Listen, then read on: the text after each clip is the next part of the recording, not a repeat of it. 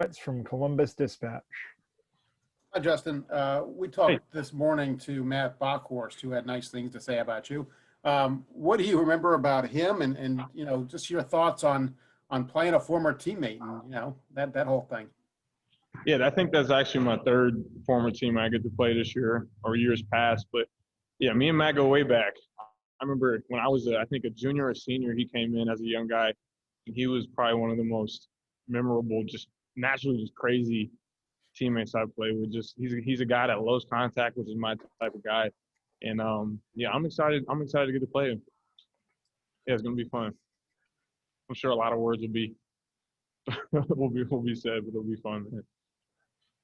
We'll now go to Dave Biddle from 24/7 Sports. Thank you.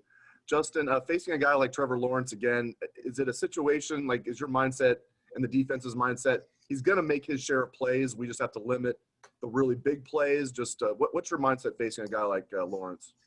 I would say the overall mindset is just Coach Combs is one of the most influential coaches I've had.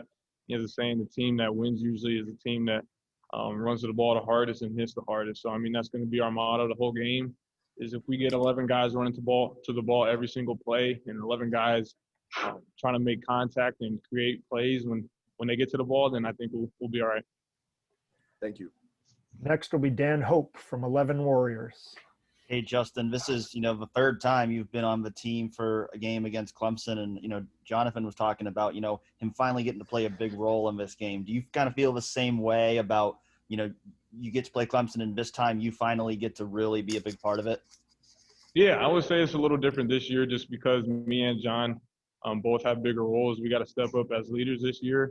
I know in years past we were we had a little bit less of a role, but obviously this year being as leaders and some of the guys who have been there for the previous games we played against Clemson, we have a lot of knowledge on this game and what it takes or what it will take to win this game and what we have to do different. So yeah, it's exciting to have this new bigger role, but we're excited for it.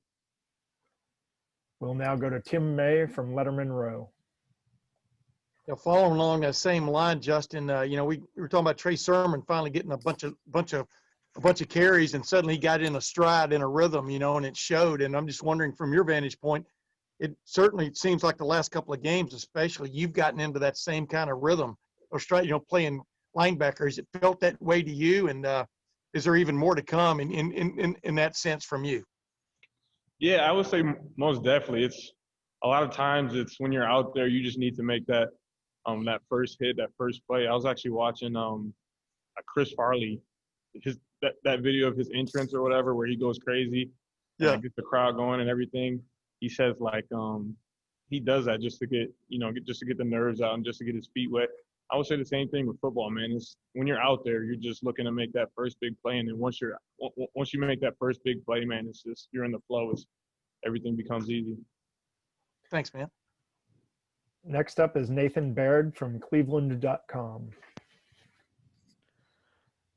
Justin, the move that Pete Werner made this year over to Will, I mean, obviously he was starting on the other side where you are in this game last year, but just how has he impacted the defense most with what he's done making that move over to Will?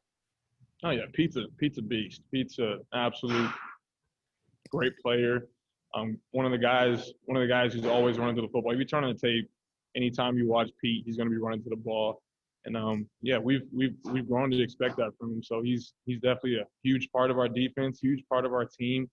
And yeah, I'm excited to see what he does Friday. We'll now go to Patrick Murphy from 24/7 Sports. Justin, in last year's game, the defense was able to contain Travis Etienne, at least from a rushing standpoint, but he was still able to get out and make some big plays in the pass game.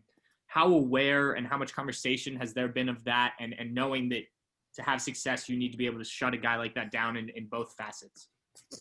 Yeah, I mean, that's been a focus for sure. I think every week our defense is built around stopping big plays, and sometimes we've let that fall this year. And I think that's obviously been a big focal point of this week is just limiting all those big plays. And yeah, with a guy like that, it can be tough, but we're up for the challenge.